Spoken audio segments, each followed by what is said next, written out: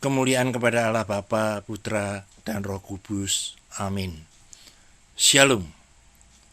Saudara, kembali kita bertemu dalam channel YouTube Yehuda Dihargo.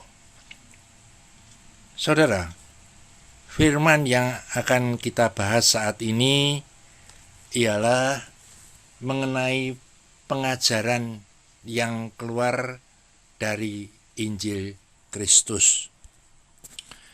Saudara, di zaman akhir ini kita harus waspada karena banyak roh-roh penyesat yang sedang bekerja akan datang, dan sekarang sudah kita lihat nabi-nabi palsu, guru-guru palsu, imam yang palsu, bahkan pendeta-pendeta yang palsu yang akan tampil di tengah-tengah umat Allah.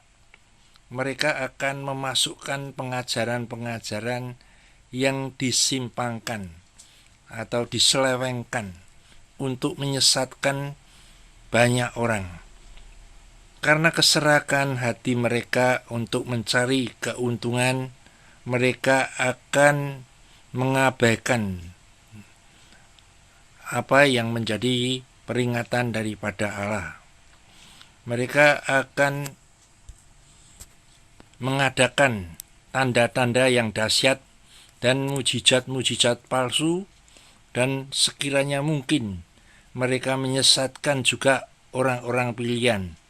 Mereka menjadi fasik yang menyalahgunakan kasih karunia Allah untuk melampiaskan hawa nafsu mereka.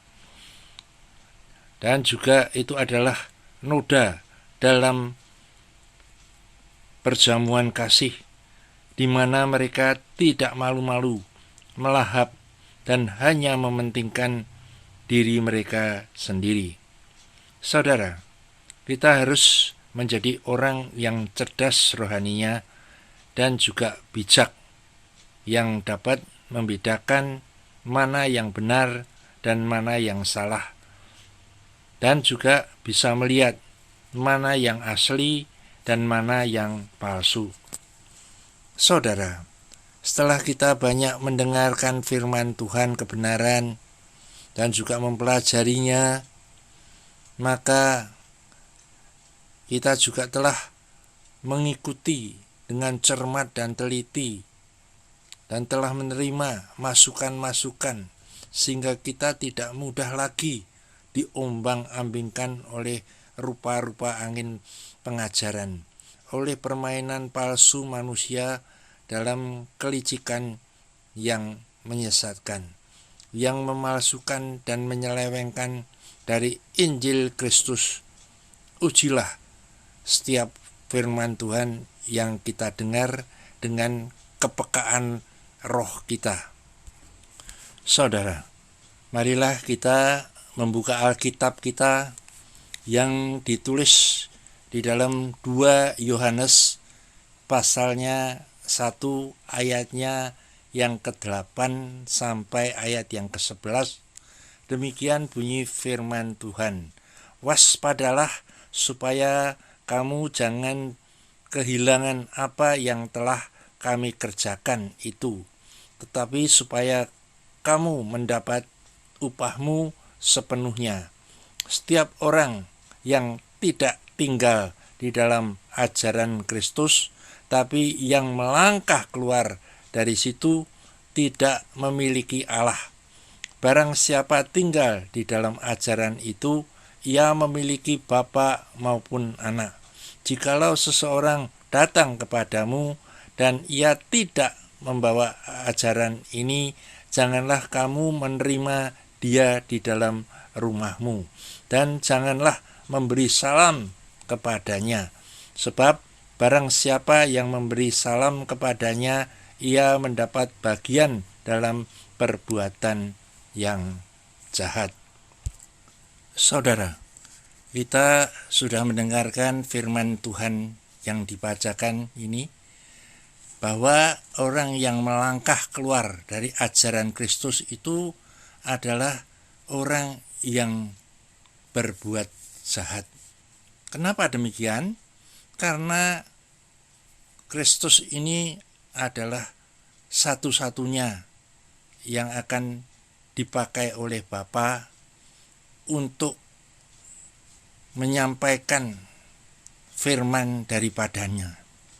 Ingat ketika di dalam Injil Matius pasal yang ketiga, ayatnya yang ke-17, ketika Tuhan Yesus dibaptis, lalu terdengarlah suara dari surga yang mengatakan, "Inilah anakku yang kukasihi, kepadanyalah aku berkenan, dan dengarkanlah dia." Jadi saudara, Bapa yang di surga telah mengutus putranya, yaitu firman-Nya sendiri ke dunia yang menjadi daging, dan firman ini adalah firman Kristus yang harus kita ikuti, bukan berjalan dengan pengajaran yang keluar daripada Injil Kristus. Saudara, pengajaran yang keluar dari Injil Kristus itu terbagi dari beberapa bagian.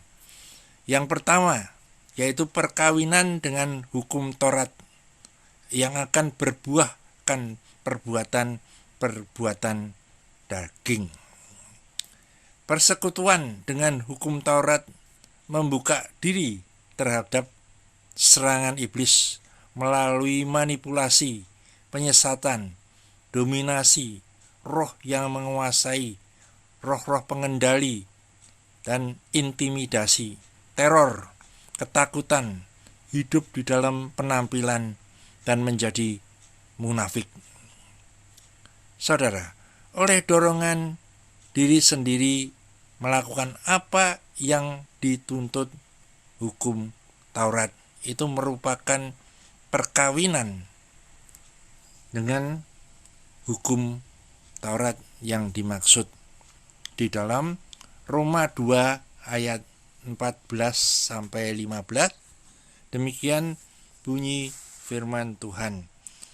Apabila bangsa-bangsa lain yang tidak memiliki hukum Taurat oleh dorongan diri sendiri melakukan apa yang dituntut hukum Taurat, maka walaupun mereka tidak memiliki hukum Taurat, mereka menjadi hukum Taurat bagi diri mereka sendiri. Sebab dengan itu mereka menunjukkan bahwa isi hukum Taurat ada tertulis di dalam hati mereka, dan suara hati mereka turut bersaksi, dan pikiran mereka saling menuduh atau saling membela. Manusia tidak bisa melepaskan dirinya dari tuntutan hukum Taurat karena tidak berdayanya daging. Roma 8 ayat 2-4 bunyinya demikian. Roh yang memberi hidup telah memerdekakan kamu dalam Kristus dari hukum dosa dan hukum maut. Sebab apa yang tidak mungkin dilakukan hukum Taurat karena tak berdaya oleh daging, telah dilakukan oleh Allah dengan jalan mengutus anaknya sendiri dalam daging, yang serupa dengan daging yang dikuasai dosa karena dosa. Ia telah menjatuhkan hukuman atas dosa di dalam daging, supaya tuntutan hukum Taurat digenapi di dalam kita yang tidak hidup menurut daging, tetapi menurut roh. Sebab mereka yang hidup menurut daging memikirkan hal-hal yang dari daging, mereka yang hidup menurut roh memikirkan hal-hal yang dari roh. Karena keinginan daging adalah maut, tapi keinginan roh adalah hidup dan damai sejahtera. Sebab keinginan daging adalah perseteruan terhadap Allah, karena ia tidak takluk kepada hukum Allah.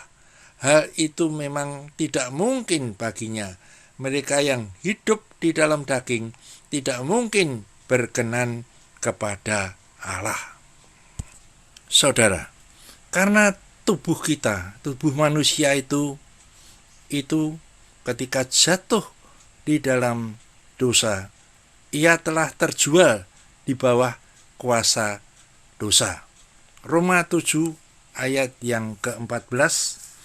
Sebab kita tahu bahwa hukum Taurat adalah rohani, tapi aku bersifat daging, terjual di bawah kuasa dosa.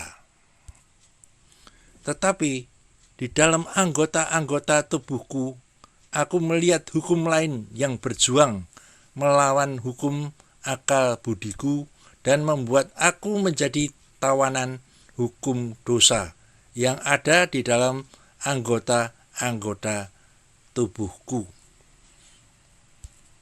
Jadi saudara, tubuh kita ini sudah terjual di bawah kuasa dosa dan juga menjadi tawanan hukum dosa, sehingga kita tidak bisa melakukan apa yang menjadi tuntutan hukum Taurat itu. Peraturan dari hukum Taurat tidak bisa menolong manusia keluar dari dosa. Dan juga kita tidak dibenarkan untuk melakukan hukum Taurat. Roma pasal 3 ayat 19 sampai 20, demikian bunyi firman Tuhan.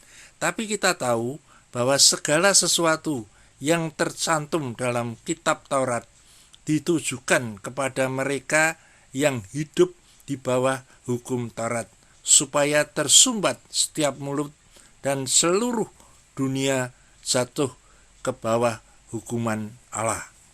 Sebab tidak seorang pun yang dapat dibenarkan di hadapan Allah oleh karena melakukan hukum Taurat, karena justru oleh hukum Taurat seseorang mengenal dosa.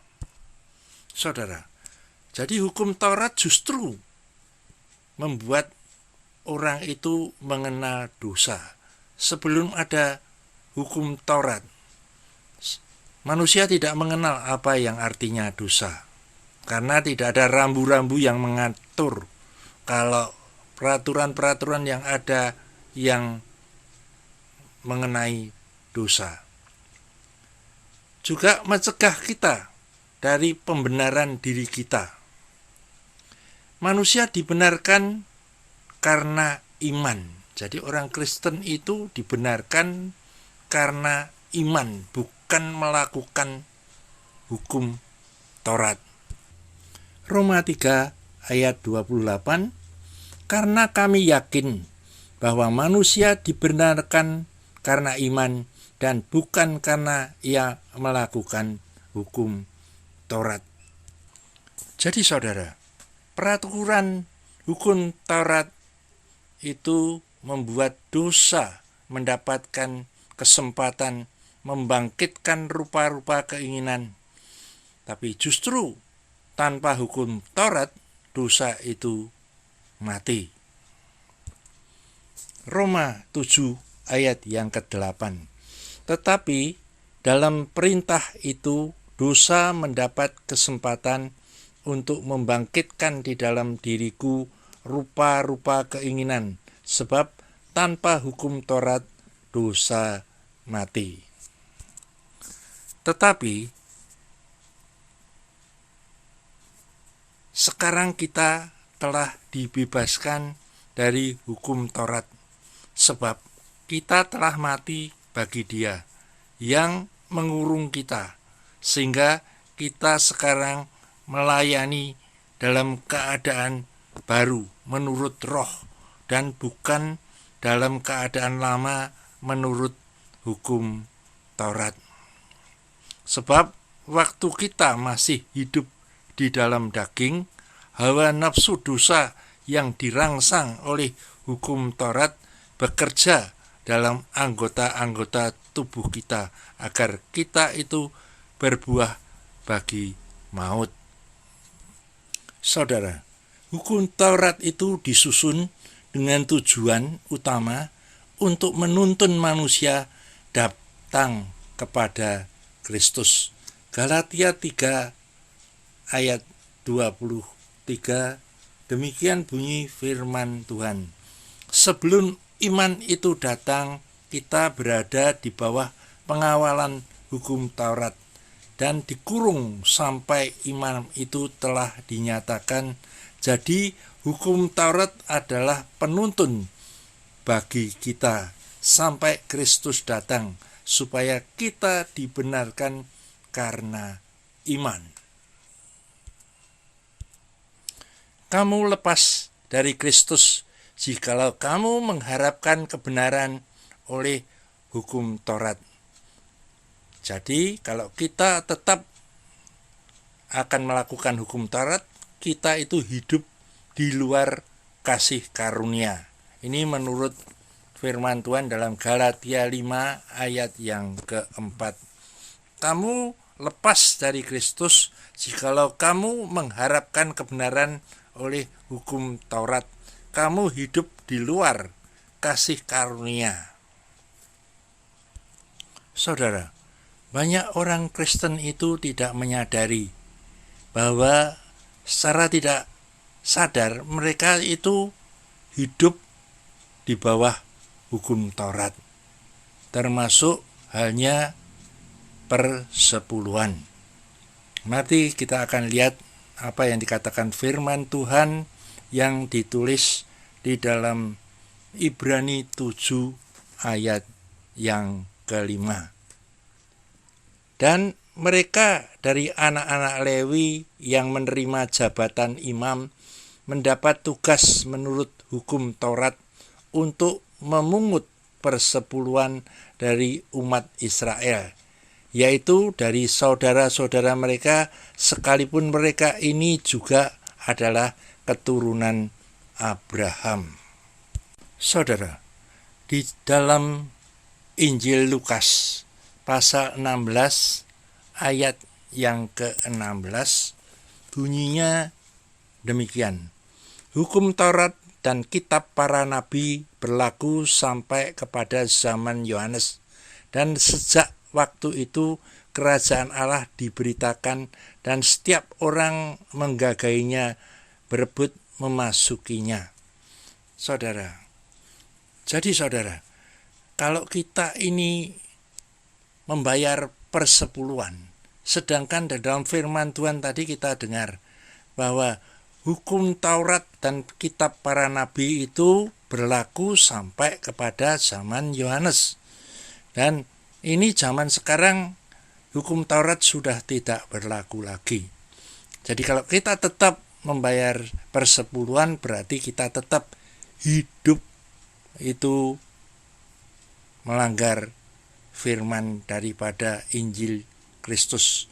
Kita tetap hidup di luar daripada pengajaran Kristus. Ini sangat berbahaya, saudara. Ya, karena tadi dilaporkan, kamu lepas dari Kristus jikalau kamu mengharapkan kebenaran oleh hukum Taurat, dan kamu akan hidup di luar kasih karunia. Itu yang ditulis tadi dalam Galatia 5 ayat yang keempat. Tapi bagaimana sekarang, saudara, para hamba-hamba Tuhan yang memang hidupnya itu dari pelayanan mereka, kalau mereka tidak boleh melakukan persepuluhan, lantas bagaimana dengan pendapatan mereka? Saudara, itu semua juga sudah diatur oleh Tuhan. Hukum Kristus itu hukumnya kasih, saudara. Itu yang harus kita turut. Dan itu sudah ditulis di dalam Roma 12 ayat yang pertama. Demikian bunyi firman Tuhan. Karena itu, saudara-saudara, demi kemurahan Allah, aku menasihatkan kamu supaya kamu mempersembahkan tubuhmu sebagai persembahan yang hidup, yang kudus, dan yang berkenan kepada Allah.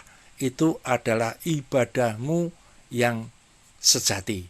Jadi kita tidak hanya menerima persepuluhan, tetapi pemberian pada orang-orang percaya itu adalah mempersembahkan seluruh hidupnya dengan kasih. Nah, dan itu juga diatur di dalam kitab yang suratan 1 Korintus. Ya, kita baca dulu 1 Korintus 9 ayatnya 13 sampai 14. Demikian bunyi firman Tuhan. Tidak tahukah kamu bahwa mereka yang melayani dalam tempat kudus mendapat penghidupannya dari tempat kudus itu, dan bahwa mereka yang melayani mezbah mendapat bagian mereka dari mezbah itu. Demikian pula Tuhan telah menetapkan bahwa mereka yang memberitakan Injil harus hidup dari pemberitaan Injil itu. Jadi saudara, orang yang melayani mezbah harus menerima persembahan daripada mezbah. Jadi para hamba-hamba Tuhan itu akan menerima persembahan dari jemaat-jemaatnya, tetap menerima. Bahkan lebih daripada 1/10. Karena dalam Roma 12 dikatakan, persembahkanlah seluruh tubuhmu sebagai persembahan yang hidup, ya. Jadi tidak cuma 10%, tapi seluruh daripada kehidupan kita. Bukan berarti kita harus membayar 100%, bukan. Tapi lebih daripada 10%. Itu ditulis juga di dalam 2 Korintus pasal 9 ayat yang ke-6. Itu hukum yang mengaturnya adalah hukum tabur tuai. Camkanlah ini, orang yang menabur sedikit akan menuai sedikit juga, dan orang yang menabur banyak akan menuai banyak juga. Jadi tergantung taburannya. Ya, ada yang memberi persembahan cuma sedikit, ya nanti dia akan menuai hasil daripada taburannya itu ya sedikit. Nah, tapi kalau mereka mempersembahkan untuk hamba itu banyak, mereka nanti akan menerima dari Tuhan juga banyak. Ini hukumnya. Kemudian hendaklah masing-masing memberikan menurut kerelaan hatinya, jangan dengan sedih hati atau karena paksaan. Sebab Allah mengasihi orang yang memberi dengan sukacita, dan Allah sanggup melimpahkan segala kasih karunia kepada kamu supaya kamu senantiasa berkecukupan di dalam segala sesuatu dan malah berkelebihan di dalam berbagai kebajikan. Seperti ada tertulis, ia membagi-bagikan, ia memberikan kepada orang miskin, kebenarannya tetap untuk selama-lamanya. Ia akan menyediakan benih bagi penabur dan roti untuk dimakan.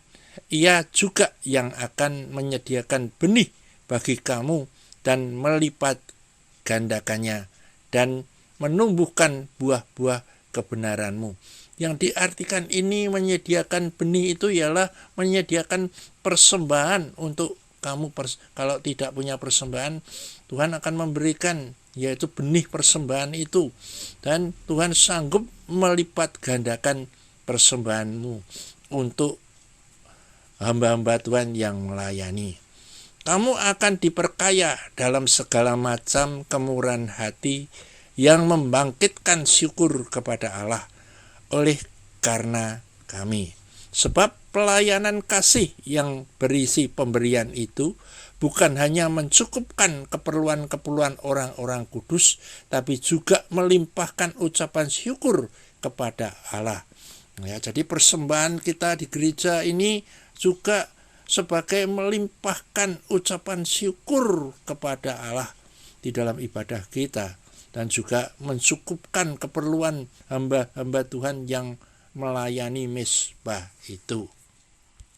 Saudara, jadi orang Kristen itu harus mengikuti hukum Kristus, yaitu hukum Kristus adalah kasih. Karena apa? Karena kasih adalah kegenapan hukum Taurat. Jadi kalau kita tetap saja melakukan yang tertulis di dalam hukum Taurat itu, kita akan lepas daripada kasih karunia yang diberikan oleh Tuhan kepada kita.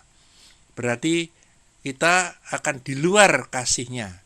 Kita akan mendapatkan rezeki dari kekuatan kita sendiri, bukan anugerah pemberian daripada Tuhan itu. Saudara, demikian juga halnya dengan hal bersunat, saudara. Dalam Kristus, hal bersunat atau tidak itu tidak mempunyai arti. Itu ditulis dalam Galatia 5 ayat yang ke-6. Sebab bagi orang-orang yang ada di dalam Kristus Yesus, hal bersunat atau tidak bersunat tidak mempunyai sesuatu arti, hanya iman yang bekerja oleh kasih. Saudara, di dalam surat 1 Korintus pasal 7 ayat 17 sampai 19, demikian bunyi firman Tuhan. Selanjutnya, hendaklah tiap-tiap orang tetap hidup seperti yang telah ditentukan Tuhan baginya, dan dalam keadaan seperti waktu ia dipanggil Allah. Inilah ketetapan yang kuberikan kepada semua jemaat. Kalau seorang dipanggil dalam keadaan bersunat, janganlah ia berusaha meninggalkan tanda-tanda sunat itu. Dan kalau seorang dipanggil dalam keadaan tidak bersunat, janganlah ia mau bersunat. Sebab bersunat atau tidak bersunat tidak penting. Yang penting ialah mentaati hukum-hukum Allah. Jadi saudara juga harus tahu bahwa dalam hal bersunat itu juga termasuk hukum Taurat. Demikian juga kita akan mempelajari yaitu hal makan barang-barang yang ataupun daging yang bersifat haram. Mari kita akan melihatnya, ya. Di dalam Kolose pasal yang kedua ayat 20 sampai 23. Demikian bunyi firman Tuhan. Apabila kamu telah mati bersama-sama dengan Kristus dan bebas dari roh-roh dunia, mengapakah kamu menaklukkan dirimu pada rupa-rupa peraturan, seolah-olah kamu masih hidup di dunia? Jangan jamah ini, jangan kecap ini, jangan sentuh ini. Semuanya itu hanya mengenai barang-barang yang binasa oleh pemakaian dan hanya menurut perintah-perintah dan ajaran-ajaran manusia. Peraturan-peraturan ini walaupun nampaknya penuh hikmat dengan ibadah buatan sendiri, seperti merendahkan diri, menyiksa diri, tidak ada gunanya selain untuk memuaskan hidup duniawi. Demikian juga saudara, kita baca 1 Korintus pasal 10, ayatnya mulai ayat yang ke-23. Demikian bunyi firman Tuhan. Segala sesuatu diperbolehkan, benar, tapi bukan segala sesuatu berguna. Segala sesuatu diperbolehkan benar, tapi bukan segala sesuatu membangun. Jangan seorang pun yang mencari keuntungannya sendiri, tapi hendaklah tiap-tiap orang mencari keuntungan orang lain. Kamu boleh makan segala sesuatu yang dijual di pasar daging tanpa mengadakan pemeriksaan karena keberatan-keberatan hati nurani. Karena bumi serta segala isinya adalah milik Tuhan. Kalau kamu diundang makan oleh seorang yang tidak percaya dan undangan itu kamu terima, makanlah apa saja yang dihidangkan kepadamu tanpa mengadakan pemeriksaan karena keberatan-keberatan hati nurani. Tapi kalau seorang berkata kepadamu, ini itu persembahan berhala, janganlah engkau memakannya. Oleh karena dia yang mengatakan hal itu kepadamu dan karena keberatan-keberatan hati nurani. Yang aku maksudkan dengan keberatan-keberatan bukanlah keberatan-keberatan hati nuranimu sendiri, tapi keberatan-keberatan hati nurani orang lain. Itu mungkin ada orang yang berkata, mengapa kebebasanku harus ditentukan oleh keberatan-keberatan hati nurani orang lain? Kalau aku mengucap syukur atas apa yang aku turut memakannya, mengapa orang berkata jahat tentang aku karena makanan yang atasnya aku mengucap syukur? Aku menjawab, jika engkau makan atau jika engkau minum atau jika engkau melakukan sesuatu yang lain, lakukanlah semuanya itu untuk kemuliaan Allah. Jadi saudara, kalau kita mendengarkan firman tadi yang mengatakan, jadi kamu boleh makan segala sesuatu yang dijual di pasar daging. Berarti bahwa tidak ada larangan kita itu untuk makan daging apapun juga. Itu menurut iman Kristen. Jadi menurut hukum daripada Kristus, yaitu pelajaran Injil Kristus. Jadi kita tidak bisa mengharam-haramkan apa yang diciptakan oleh Tuhan, yaitu masalah makanan. Kita akan lihat di dalam 1 Timotius 4 ayat yang pertama sampai ayat yang kelima. Tetapi Roh dengan tegas mengatakan bahwa di waktu-waktu kemudian ada orang yang akan murtad lalu mengikuti roh-roh penyesat dan ajaran setan-setan oleh tipu daya pendusta-pendusta yang hati nuraninya memakai cap mereka. Mereka itu melarang orang kawin, melarang orang makan makanan yang diciptakan Allah, supaya dengan mengucapkan syukur dimakan oleh orang yang percaya dan yang telah mengenal kebenaran.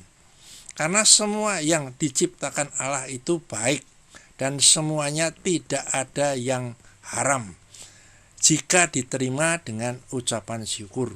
Sebab semuanya itu dikuduskan oleh firman Allah dan oleh doa. Jadi saudara, semua yang diciptakan Allah itu tidak ada yang haram, atau yang masuk ke dalam mulut kita berupa makanan itu tidak ada yang najis, ya. Matius 15 ayatnya mulai yang ke-8 saya akan sampaikan. Bangsa-bangsa itu memuliakan aku dengan bibirnya, padahal hatinya jauh daripadaku. Percuma mereka beribadah kepadaku, sedangkan ajaran mereka ajarkan adalah perintah manusia. Lalu Yesus memanggil orang banyak dan berkata kepada mereka, dengar dan camkanlah, bukan yang masuk ke dalam mulut yang menajiskan orang, melainkan apa yang keluar dari mulut itulah yang menajiskan orang. Maka datanglah murid-muridnya dan bertanya kepadanya, "Engkau tahu bahwa perkataanmu itu telah menjadi batu sandungan bagi orang-orang Farisi?" Jawab Yesus, "Setiap tanaman yang tidak ditanam oleh Bapa-Ku yang di surga akan dicabut dengan akar-akarnya. Biarkanlah mereka itu. Mereka orang buta yang menuntun orang buta. Jika orang buta menuntun orang buta, pasti keduanya jatuh ke dalam lubang." Lalu Petrus berkata kepadanya, "Jelaskanlah perumpamaan itu kepada kami." Jawab Yesus, "Kamu pun masih belum dapat memahaminya. Tidak tahukah kamu bahwa segala sesuatu yang masuk ke dalam mulut itu turun ke dalam perut, lalu dibuang di jamban. Tapi apa yang keluar dari mulut berasal dari hati, dan itulah yang menajiskan orang.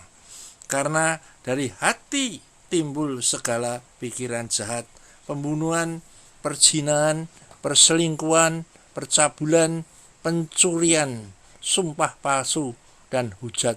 Itulah yang menajiskan orang. Tapi makan dengan tangan yang tidak dibasuh tidak menajiskan orang." Jadi saudara yang sudah mendengarkan firman ini, saudara, yang masuk ke mulut itu tidak ada yang najis, tidak ada yang haram, yang tidak boleh dimakan. Tetapi yang keluar dari mulut, yaitu perkataan-perkataan yang menyakiti, yang membunuh orang, perkataan kotor, anjing lu, babi lu, itulah yang najis, saudara. Jadi semuanya kita harus paham akan Injil Kristus itu adalah Injil yang murni. Barang siapa yang keluar dari ajaran Kristus itu, dia tidak mendapatkan kasih karunia daripada Allah.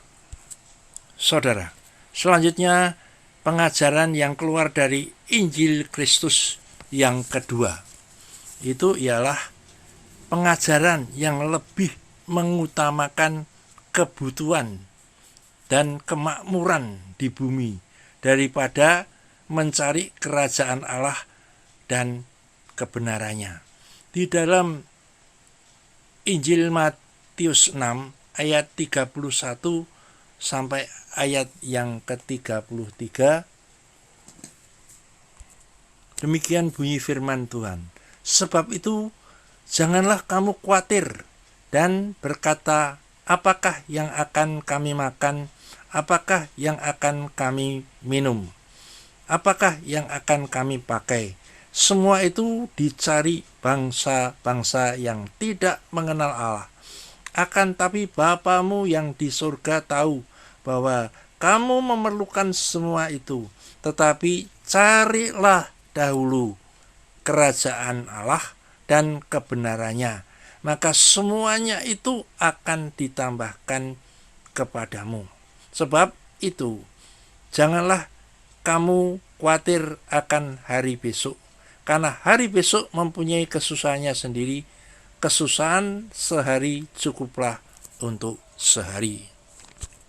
Saudara, janji Tuhan yang ditulis dalam firman Tuhan ini mengatakan bahwa semua yang kau butuhkan akan ditambahkan kepadamu.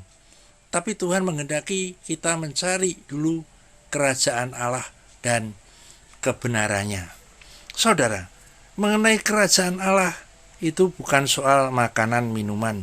Itu yang ditulis dalam Roma 14 ayat 17 sampai ayat 20.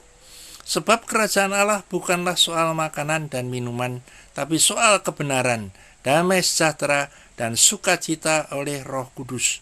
Karena barang siapa melayani Kristus dengan cara itu, ia berkenan kepada Allah dan dihormati oleh manusia. Sebab itu, marilah kita mengejar apa yang mendatangkan damai sejahtera dan yang berguna untuk saling membangun. Dan janganlah engkau merusakkan pekerjaan Allah oleh karena makanan. Segala sesuatu adalah suci, tapi celakalah orang jika oleh makanannya orang lain tersandung. Saudara, jadi kerajaan Allah itu bukan soal makanan minuman, tapi sukacita daripada Roh Kudus, damai sejahtera yang daripada Allah, dan juga kebenaran. Itu. Tapi kalau kita mendengar saat ini, ya, pengajaran yang keluar daripada Kristus justru lebih dulu mencari kebutuhan dan kemakmuran di bumi. Sedangkan kalau hukum Kristus itu sendiri dituangkan juga di dalam 1 Timotius 6 ayat yang ke-7. Kita akan dengarkan. Sebab kita tidak membawa sesuatu apa ke dalam dunia, dan kita pun tidak dapat membawa apa-apa keluar. Asal ada makanan dan pakaian cukuplah. Tapi mereka yang ingin kaya terjatuh ke dalam pencobaan, ke dalam jerat, dan ke dalam berbagai-bagai nafsu yang hampa, dan yang mencelakakan, yang menenggelamkan manusia ke dalam keruntuhan dan kebinasaan. Karena akar segala kejahatan adalah cinta uang. Sebab oleh memburu uanglah beberapa orang telah menyimpang dari iman dan menyiksa dirinya dengan berbagai macam duka. Saudara, Tuhan sudah mengingatkan lewat firman itu. Orang yang terjerat oleh nafsu ingin kaya, ya, itu termasuk orang Kristen yang ingin menjadi kaya, ya, itu akan terjatuh di dalam, ya, reruntuhan, menenggelamkannya ke dalam berbagai macam pencobaan. Dan akhirnya orang tersebut menyimpang dari imannya dan menyiksa dirinya dengan berbagai duka. Saudara, banyak orang Kristen stres karena mengejar yang disebut uang atau mamon. Saudara, saat ini banyak orang Kristen yang menyembah Allah dan juga menyembah mamon atau harta. Mengabdi kepada Allah dan mengabdi kepada mamon. Apa yang dikatakan dalam Matius 6 ayat 19? Dikatakan demikian. Jangan kamu mengumpulkan harta di bumi ngengat dan karat merusakkannya, dan pencuri membongkar serta mencurinya. Tapi kumpulkanlah bagimu harta di sorga. Di sorga ngengat dan karat tidak merusakkannya, dan pencuri tidak membongkar serta mencurinya. Karena di mana hartamu berada, disitulah juga hatimu berada. Mata adalah pelita tubuh. Jika matamu baik, teranglah seluruh tubuhmu. Jika matamu jahat, gelaplah seluruh tubuhmu. Jadi jika terang yang ada padamu itu gelap, betapa gelapnya kegelapan itu. Tak seorang pun dapat mengabdi kepada dua tuan, karena jika demikian, ia akan membenci yang seorang dan mengasihi yang lain. Atau ia akan setia kepada yang seorang dan tidak mengindahkan kepada yang lain. Kamu tidak dapat mengabdi kepada Allah dan kepada mamon. Saudara, di zaman yang akhir ini, roh Isabel itu sedang menguasai banyak orang-orang Kristen. Roh Isabel itu membuat perzinahan dengan dunia. Mari kita lihat Wahyu 2 ayat 20 sampai 23. Demikian bunyi firman Tuhan. Tapi aku mencela engkau karena engkau membiarkan wanita Isabel yang menyebut dirinya nabiah, mengajar dan menyesatkan hamba-hambaku supaya berbuat zina dan makan persembahan-persembahan berhala. Dan aku telah memberikan dia waktu untuk bertobat, tapi ia tidak mau bertobat dari zinahnya. Lihatlah, aku akan melemparkan dia ke atas ranjang orang sakit, dan mereka akan berbuat zina dengan dia. Yang berbuat zina dengan dia akan kulemparkan ke dalam kesukaran besar, jika mereka tidak bertobat dari perbuatan-perbuatan perempuan itu. Dan anak-anaknya akan kumatikan, dan semua jemaat akan mengetahui bahwa akulah yang menguji batin dan hati orang, dan bahwa aku akan membalaskan kepada kamu setiap orang menurut perbuatannya. Saudara, roh Isabel ini digambarkan sebagai wanita cantik mempesona dan menjanjikan pemuas yang sesaat. Melalui panca indera dan kenikmatan yang sesaat. Karena itu banyak para termasuk hamba-hamba Tuhan yang terpesona sehingga dia jatuh di dalam pelayanannya mengikut Tuhan. Saudara bisa lihat Galatia pasal 3 ayatnya yang pertama sampai ayat yang keempat. Hai orang-orang Galatia yang bodoh, siapakah yang telah mempesona kamu? Bukanlah Yesus Kristus yang disalibkan itu telah dilukiskan dengan terang di depanmu? Hanya ini yang hendak ku ketahui daripada kamu.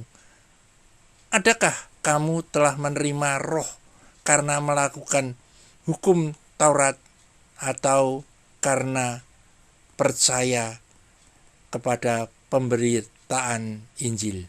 Adakah kamu sebodoh itu? Kamu telah memulai dengan roh, maukah kamu sekarang mengakhirinya di dalam daging? Saudara, roh ini sangat mempengaruhi, memikat para atau banyak hamba-hamba Tuhan, sehingga jatuh di dalam pesona hal-hal yang membuatnya dia menyimpang dari imannya, dan dia mengawali yang dulunya dari roh tapi mengakhirinya di dalam daging.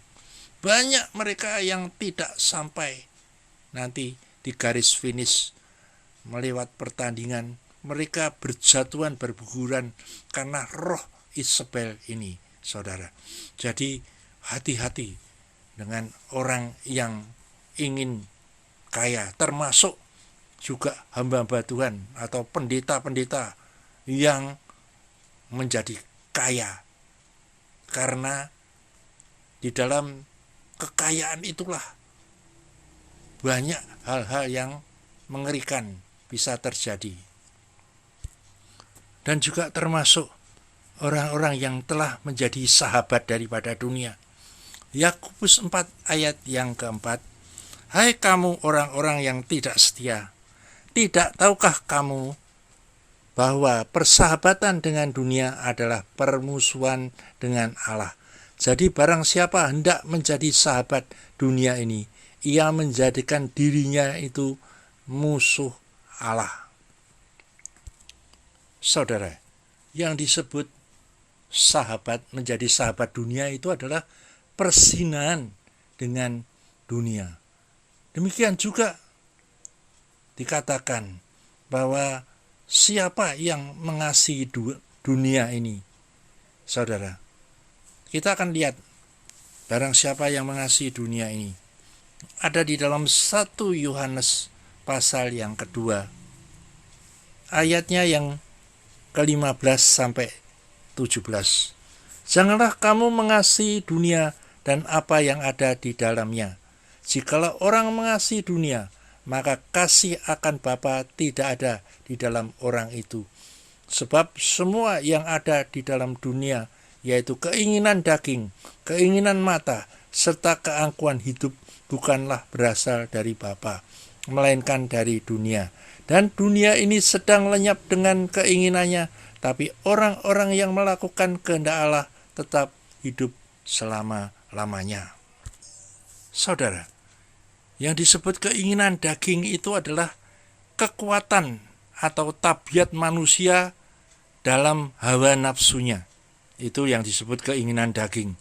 Keinginan mata artinya terpikat oleh penampilan luar lahiriah atau jasmaniah, atau orang yang duniawi, mata keranjang, konsumtif akan benda-benda yang indah, yang mempunyai keinginan untuk membeli barang-barang branded, yang tidak mencari kecantikan batiniah, tapi yang diutamakan adalah dalam hal lahiriah atau penampilan di luar.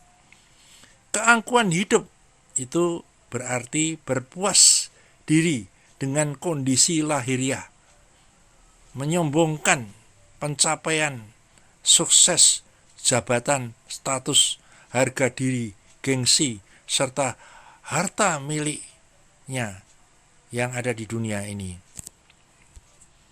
Saudara, saat kita menyembah gambar kesuksesan secara duniawi, maka kita itu berpindah dari tempat perjanjian setia dan abadi dan membuka bait Allah bagi roh yang lain, yaitu roh-roh penyesat, penyembahan Mamon dan Baal, kinerja dan produktivitas dengan kekuasaan.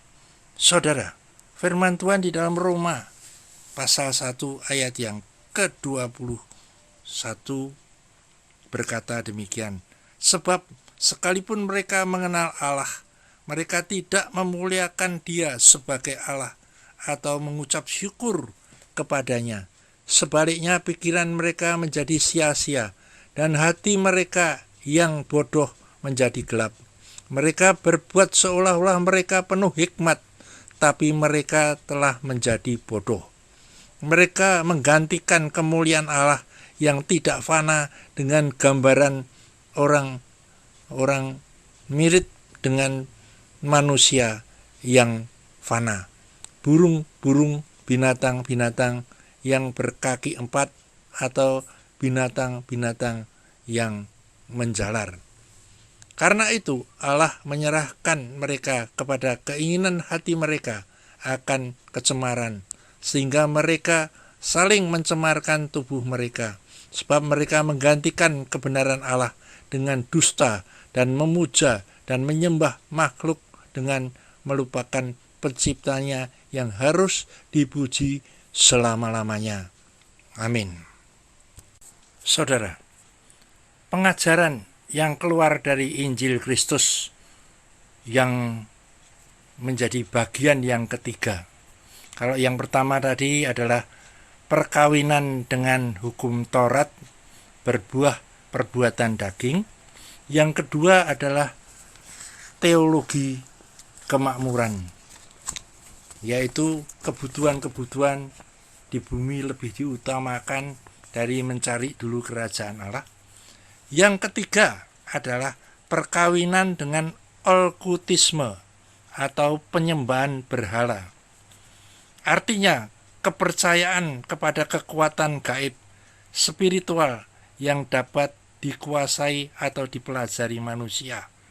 Kepercayaan kepada benda-benda, barang-barang yang dianggap mempunyai pengaruh magis ataupun yang disebut magic, kekuatan supernatural, benda-benda yang dianggap keramat, patung-patung, pusaka, jimat-jimat, tempat-tempat peninggalan yang dianggap suci dan keramat.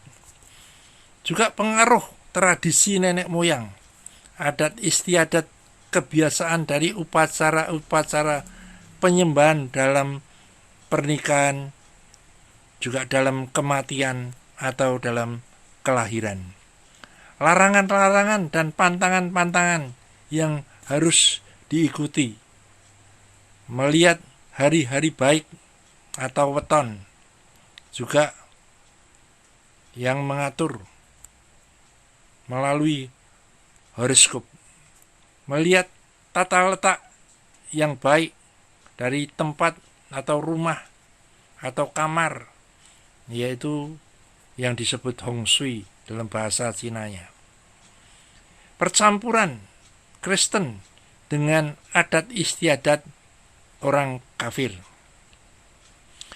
Dengan mengunjungi kuburan dengan tujuan minta berkat atau perlindungan kepada arwah ayah, ibu, atau nenek moyang.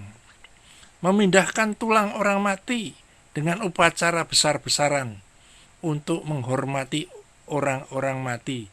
Itu banyak terjadi di bagian utara Sulawesi. Berbakti, mengunjungi tempat-tempat yang dianggap suci dan keramat untuk minta berkah. Juga meramalkan nasib melalui astrologi dengan bantuan alat-alat kartu, air, api, bola kristal, minyak, dan juga memeriksa garis tangan. Ilmu gaib atau sihir atau mistik, hipnotis mempengaruhi pikiran, kesadaran.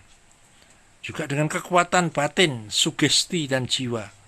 Ilustrasi yang menimbulkan halusinasi, mempesona dengan karisma. Menyimpangkan semuanya ini yang dari kasih karunia Allah. Alasan-alasan orang untuk membenarkan praktek okkultisme karena untuk menghormati orang tua supaya panjang umur, karena takut kemarahan dari orang-orang yang sudah mati, karena dapat mendatangkan keuntungan dan pertolongan, karena tuntutan daripada adat istiadat, karena dapat dipelajari secara ilmiah sehingga menciptakan suatu kekuatan atau kuasa yang bisa dibanggakan. Dan karena digunakan juga oleh pemimpin-pemimpin agama. Saudara, akibat rohani tertutup terhadap firman Kristus dan menghancurkan iman. Si itu adalah orang-orang yang punya hal-hal yang berhubungan dengan kuasa-kuasa gaib. Akibatnya ya rohaninya tertutup terhadap firman Kristus dan akan menghancurkan iman mereka. Juga akibat kejiwaannya menjadi depresi, penuh ketakutan yang ekstrim sampai pada tingkat mau bunuh diri. Akibat fisik, sakit parah, organ-organ vital, dan juga mengalami kecelakaan yang tragis. Akibat dalam keluarga, kekacauan keluarga, perceraian, pemberontakan di dalam keluarga, sehingga keluarganya tercerai-berai. Jangan juga akibat keturunannya, itu semuanya kena turun kutuk, yaitu kutuk yang turun-temurun sampai 7 turunan. Dan juga akibat yang kekal itu terbuang ke neraka.